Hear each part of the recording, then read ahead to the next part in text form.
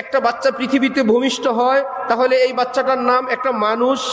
কিন্তু এমন মানুষ হাঁটতে পারে না, বলতে পারে না, চাবায়া খাইতে পারে না, কথা বলতে পারে না, কিন্তু এই বলেছে অমানুষ না মানুষ, কিছুই পারে না।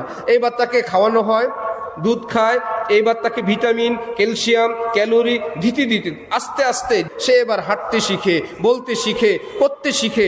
সে যখন হৃষ্টপুষ্ট হয়, যে ভিটামিন, ক্যালসিয়াম, ক্যালোরির বরকতে হয়, এইবারও একজন সে মানুষ। এমন না তার মাথা 2টা হয়ে গেছে, এমন না হাত 2টা ছিল 4টা 5টা হয়ে গেছে, পা বেড়ে গেছে, আঙ্গুল বেড়ে গেছে, যা ছিল তাই, সেগুলোই হৃষ্টপুষ্ট হয়ে সে এখন স্বয়ং সম্পন্ন।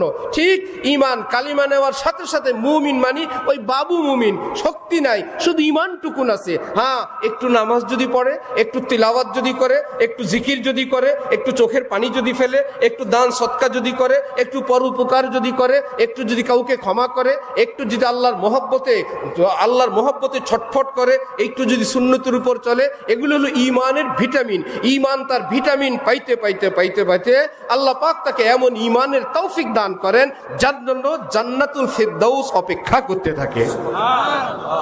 তাহলে ইসলাম বলে বাহ্যিক আমলগুলোকে, উপরে উপরে যে কাজগুলো আমরা আমল করি সেগুলোর নাম কি? ইসলাম। আর আমরা যে অন্তরে আকীদা বিশ্বাস করি সেটাকে বলে কি? ঈমান। তাহলে আমার ভাই প্রশ্ন, আমরা কি খালি অন্তরের বিশ্বাসে মুমিন হয়েই কবরে যাব, না মুসলমান হব?